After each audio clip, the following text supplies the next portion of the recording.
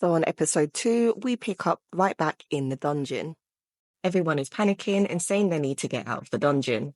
Mr. Song tells Jinwoo that the majority of them are safe as he had called out a warning. It is then that Jinwoo notices that Mr. Song lost an arm. He asks Jinwoo to help stop the bleeding, as Joohee is not able to help heal him as she is too scared to move.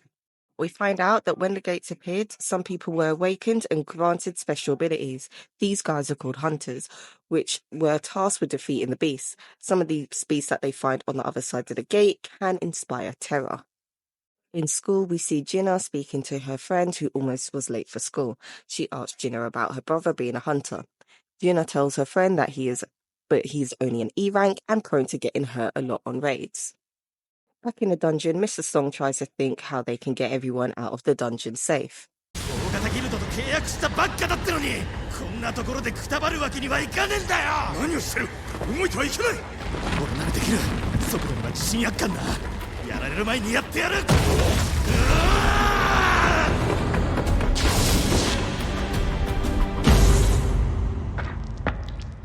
One dumb hunter doesn't want to stick around and tries to use his speed to get out to the door. He doesn't make it far before he is lasered by the big statue. Jinwoo tries to think why they are not currently being attacked. That's when he thinks back to the commandments. He tries to test his theory by standing up. As soon as the statue's eyes light up, he ducks back down. He tells the group to bow their heads towards the statue, which everyone does after grumbling a little. This makes the statue grin an evil-ass smile, which freaks out the group. After seeing the change, Mr. Park stands up, followed by the rest of the group. All of a sudden, the statue stands up, and Mr. Song asks Jinwoo what they should do next. After he mentions the next commandment, one of the hunters volunteers to pray to the statue, as he knows a few prayers that may work. He is on his knees praying, the statue stands before him and grins wider before stepping on him. Everyone tries to spread out and run before they are also stepped on. Mr. Park runs in front of a statue but is quickly killed when he is sliced in half by the statue. Jinwoo realizes that some of the statues are different and tells everyone to run to the statues with instruments, which everyone quickly does. Jinwoo and Joohee run to the same statue, but nothing happens, unlike the other statues that everybody else runs to. Jinwoo realizes it's because it's one person per statue. He tries to run to another statue and runs to the wrong one. The statue uses the shield to try and kill Jinwoo, but he manages to escape and slides his way to a music-related statue. Joohee runs to Jinwoo after the grinning statue returns to its chair. She screams when she realizes that Jinwoo lost one of his feet. The remaining hunters are arguing about whose fault it is, and Mr. Song tries to take the blame as leader.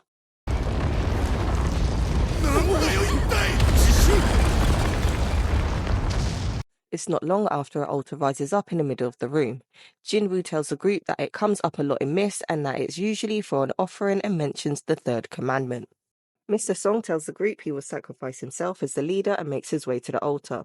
Once in the designated area, a flame is lit on the edge.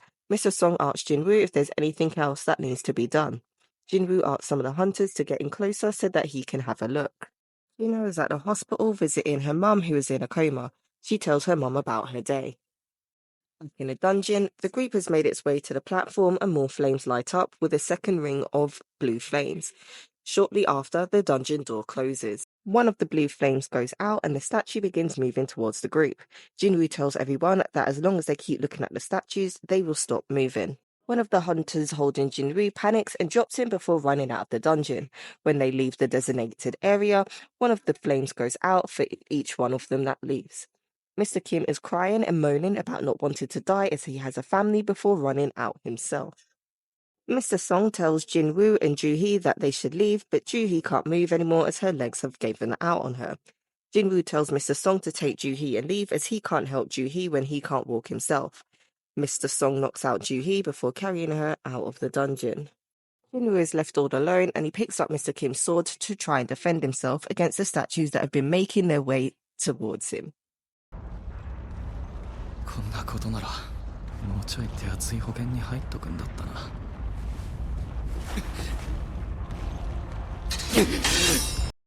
Resistance is futile and he quickly loses his arm that was holding the sword. We see Jinwoo being thrown around by the statues before being impaled. He remembers Mr. Kim's words and gets vexed as he also has a family waiting for him. Jinwoo is thrown around on the altar and looks on as the statue goes to make the finishing blow.